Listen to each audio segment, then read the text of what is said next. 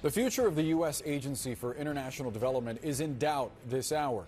Just moments ago from the Oval Office, President Trump said that he unilaterally has the power to scrap USAID. Today, Secretary of State Marco Rubio said he is now the agency's acting director, confirming that it's essentially been folded into the State Department. USAID spends billions of dollars each year to fight poverty, treat disease, and respond to natural disasters around the world. We're joined now by Jeremy Konyndyk, a former senior official at USAID. He's also the president of Refugees International. Jeremy, thank you so much for being with us. First, I just want to get your reaction to what you heard there from Donald Trump in the Oval Office, not just saying that he doesn't need congressional approval to scrap USAID, but also making these accusations about fraud and corruption at the agency. Yeah, there's a lot of disinformation flying around from the administration right now, but to be really clear what's happening, this is the world's richest man deciding the world's richest country should stop helping the world's poorest people. That is the story here. The president does not have the authority to unilaterally shutter a federal agency that has been established in congressional statute. I wonder what you make of Marco Rubio then saying that he's now the acting director of USAID.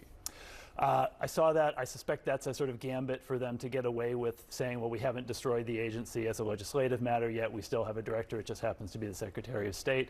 But look, there has been a lot of destruction at the agency over the weekend. There's very little clarity on what's replacing it or what their actual affirmative plan is to continue this vital mission. Is there any recourse for legal action or congressional intervention, perhaps, to try to question or argue against what Trump is saying, that he can do this unilaterally?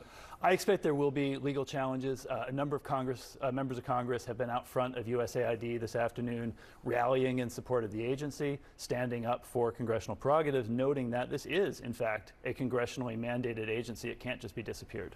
What about this argument from Rubio when he was in El Salvador, saying that USAID is supposed to respond to policy directives of the State Department, yet it refuses to do so?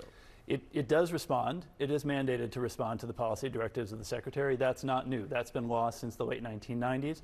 Every USAID administrator of both parties has always followed that. I have no idea what he's talking about. They're notably short on specifics on a lot of these accusations that are being lobbed against the agency. You don't see a space where, as they've argued, the work of USAID directly interferes with with the United States national security objectives? No, not at all. Most of the work USAID does is actually directed by Congress. Congress says, fund this much for health, fund this much for education, fund this much for humanitarian assistance. The administration negotiates that budget with Congress every year and then executes that. I don't see where they're seeing some huge disconnect. Certainly, the agency is not operating on its own power. They're operating under congressional and State Department directives.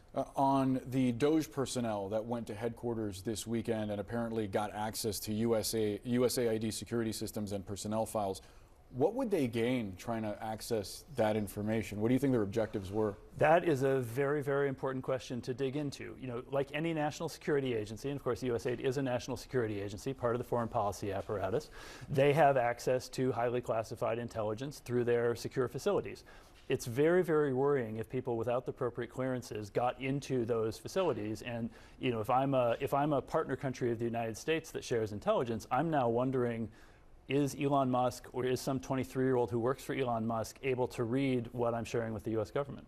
Have you heard from any USAID employees that got that email telling them to stay home today? How are they feeling about all this? I think the whole USAID workforce is just gutted right now. I've served in that agency 2 times in prior administrations.